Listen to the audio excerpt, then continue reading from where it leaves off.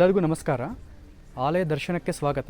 ನನ್ನ ಹೆಸರು ಪ್ರಶಾಂತ್. ಇವತ್ತು ನಾವು ಕರ್ನೂಲು ಜಿಲ್ಲೆ ಆದೋನಿ ಪಟ್ಟಣದಲ್ಲಿ ಇರೋ ಶ್ರೀ ಕೋಟ ವೀರಭದ್ರೇಶ್ವರ ಸ್ವಾಮಿಯವರ ದೇವಸ್ಥಾನಕ್ಕೆ ಬಂದಿದ್ದೀವಿ.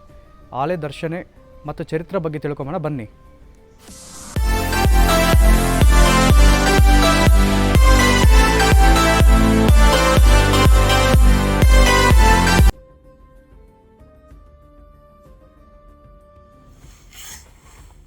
ಎಲ್ಲರಿಗೂ ನಮಸ್ಕಾರ. ಆಲಯ ದರ್ಶನ ಯೂಟ್ಯೂಬ್ ಚಾನಲ್ಗೆ ಸ್ವಾಗತ ಸುಸ್ವಾಗತ.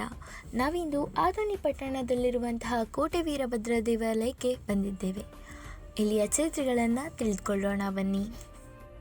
ಈ ದೇವಸ್ಥಾನವನ್ನು ಕೃಷ್ಣದೇವರಾಯರು ತಮ್ಮ ಕಾರ್ಯಸಿದ್ಧಿಗೋಸ್ಕರ ವೀರಭದ್ರ ಸ್ವಾಮಿಯ ದರ್ಶನ ಪಡೆಯಲಿಕ್ಕೆ ಕಟ್ಟಿಸುತ್ತಾರೆ. ಒಂದಾನೊಂದು ಕಾಲದಲ್ಲಿ ಈ ದೇವಸ್ಥಾನದಲ್ಲಿ ಆಚಾರ್ಯ ಕುಲದ ಒಂದು ಹೆಣ್ಣು ಮಗಳು ತನ್ನ ಸಂತಾನ ಪ್ರಾಪ್ತಿಗೋಸ್ಕರ ಅಲ್ಲಿ ಬಂದು ಪೂಜೆ ಮಾಡ್ತಿರ್ತಾರೆ. ಹಾಗೆ ಅವರು ಹೆಣ್ಣು ಮಗು ಆದರೆ ಆ ಮಗುನ ನಿನ್ನ ಸನ್ನಿಧಾನದಲ್ಲೇ ಬಿಟ್ಟು ಹೋಗ್ತೀವಿ ಅಂತಲೂ ಅಂದ್ಕೊಂಡಿರ್ತಾರೆ. ಅವರಿಗೆ ಗಂಡು ಮಗು ಆದರೆ ವೀರಭದ್ರ ಅಂತಲೂ ಹೆಸರಿಡ್ತೀವಿ, ಹಾಗೆ ಹೆಣ್ಣು ಮಗು ಆದರೆ ಭದ್ರಾವತಿ ಅಂತ ಹೆಸರಿಡ್ತೀವಿ ಅಂತ ಅಂದ್ಕೊಂಡಿರ್ತಾರೆ. ಹಾಗೆ ಅವ್ರಿಗೆ ಒಂದು ಹೆಣ್ಣು ಮಗು ಆಗುತ್ತೆ. ನಾಮಕರಣ ಮಾಡಿ ಅದಕ್ಕೆ ಭದ್ರಾವತಿ ಅಂತಲೂ ಹೆಸರಿಡ್ತಾರೆ. ಆನಂತರ ಆ ಮಗು ಬೆಳೆದು ಮದುವೆಯ ವಯಸ್ಸಿಗೆ ಬಂದಿರುತ್ತೆ. ಆ ಮಗು ಮದುವೆಗೆ ವಯಸ್ಸಿಗೆ ಬಂದ ನಂತರ ಅವರ ಕೋರಿಕೆಗಳನ್ನೆಲ್ಲ ಅವರು ಪೂರ್ಣವಾಗಿ ಮರೆತು ಹೋಗಿರ್ತಾರೆ. ಆನಂತರ ಒಂದು ದಿನ ಅವರು ದೇವರು ಪೂಜೆ ಮಾಡಿ ಹೊರಬರುವಾಗ ಎಣ್ಣೆಯ ಪಾತ್ರೆಯನ್ನು ಮರೆತಿರ್ತಾರೆ. ಅವರು ಅದನ್ನು ತರಲು ಹೋಗಿ ಹಿಂತಿರುಗುವಷ್ಟರಲ್ಲಿ ಅಲ್ಲಿ ಅವರ ತಾಯಿಗೆ ಗಾಬರಿಯಾಗಿ ದೇವಸ್ಥಾನದ ಗರ್ಭಗುಡಿಗೆ ಹೋಗುತ್ತಾರೆ. ಅಲ್ಲಿ ಅವರಿಗೆ ಭದ್ರಕಾಳಿ ಅಮ್ಮನವರ ದರ್ಶನವೂ ಆಗುತ್ತದೆ. ಹಾಗೆ ಅವರು ಅವರ ತಪ್ಪನ್ನು ತಿಳಿದುಕೊಳ್ತಾರೆ. ಹಾಗೆ ಅವರಿಗೆ ವೀರಭದ್ರ ದೇವರ ದರ್ಶನವೂ ಆಗುತ್ತದೆ. ವೀರಭದ್ರ ಸ್ವಾಮಿಯು ಪ್ರತ್ಯಕ್ಷರಾಗಿ ಭದ್ರಕಾಳಿ ಅಮ್ಮನವರಿಗೆ ತಮ್ಮೊಂದಿಗೆ ಐಕ್ಯವಾಗಿ ಇರುವಂತೆ ಹೇಳುತ್ತಾರೆ. ಹಾಗೆ ಪಕ್ಕದಲ್ಲೇ ವಿಗ್ರಹವಾಗುವಂತೆ ಹೇಳುತ್ತಾರಂತೆ. ಹಾಗೆ ಶ್ರೀ ವೀರಭದ್ರ ಸ್ವಾಮಿಯು ಭದ್ರಕಾಳಿ ಅಮ್ಮನವರ ಸಮೇತವಾಗಿ ದರ್ಶನ ಕೊಡುತ್ತಾರೆ. ಇದು ಭಾರತದಲ್ಲಿ 2ನೇ ಪುಣ್ಯಕ್ಷೇತ್ರವಾಗಿರುವುದು ಆದೋನಿ ಕ್ಷೇತ್ರವಾಗಿದೆ. ಹಾಗೆ ವೀರಭದ್ರ ಸ್ವಾಮಿಯವರ ನಿಜರೂಪ ಶಾಂತದಲ್ಲಿರುತ್ತದೆ ಹಾಗೂ ಅಲಂಕಾರದ ರೂಪದಲ್ಲಿ ಉಗ್ರವಾಗಿರುತ್ತದೆ ಎಂದು ಇಲ್ಲಿಯ ಅರ್ಚಕರು ಅಂದರೆ ಮಂಜುನಾಥ ಭಟ್ಟರು ಹೇಳುತ್ತಾರೆ.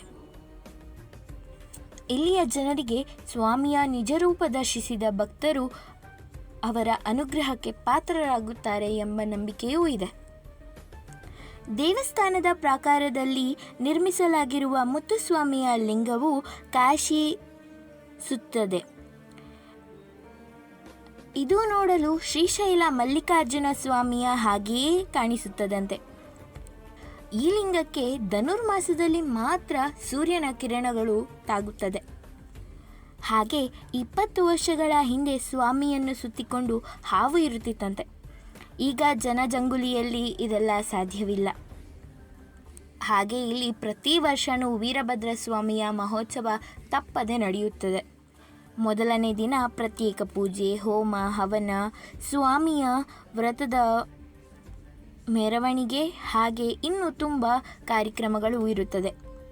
ಮರುದಿನ ರುದ್ರಾಭಿಷೇಕ ಹಾಗೂ ಸ್ವಾಮಿಗೆ ಮಹಾರಥೋತ್ಸವನೂ ಇರುತ್ತದೆ. ಇಲ್ಲಿ ಜನರು ಸಹಸ್ರಾರು ಸಂಖ್ಯೆಯಲ್ಲಿ ಬಂದು ಹೋಗುತ್ತಾರಂತೆ. ಹಾಗೆ ವೀರಭದ್ರ ಸ್ವಾಮಿಯ ದೇವಸ್ಥಾನದ ಹತ್ತಿರ ರಣಮಂಡಲ ಆಂಜನೇಯ ಸ್ವಾಮಿ ದೇವಸ್ಥಾನ ಇದೆ. ಅಲ್ಲಿ ಹೋಗುವ ದಾರಿಯಲ್ಲಿ ವೀರಭದ್ರ ಸ್ವಾಮಿಯು ಉದ್ಭವ ರೂಪದಲ್ಲಿ ಕಾಣಿಸುತ್ತಾರೆ. ದಿನ ದಿನ ಮೂರ್ತಿಯು ಬೆಳೆಯುತ್ತದೆ. ತುಂಬ ಉಗ್ರ ರೂಪದಲ್ಲಿ ಬೆಳೆದು ನೋಡಲು ಕಾಣುತ್ತದೆ. ಹಾಗೆ ವೀರಭದ್ರ ಸ್ವಾಮಿಯ ದೇವಸ್ಥಾನ ಹಾಗೂ ಚರಿತ್ರೆ ತಿಳಿದ ನಾವೆಲ್ಲರೂ ಧನ್ಯರು ಅಂತ ಹೇಳ್ತಾ ಮತ್ತೆ ಸಿಗೋಣ. ಧನ್ಯವಾದಗಳು.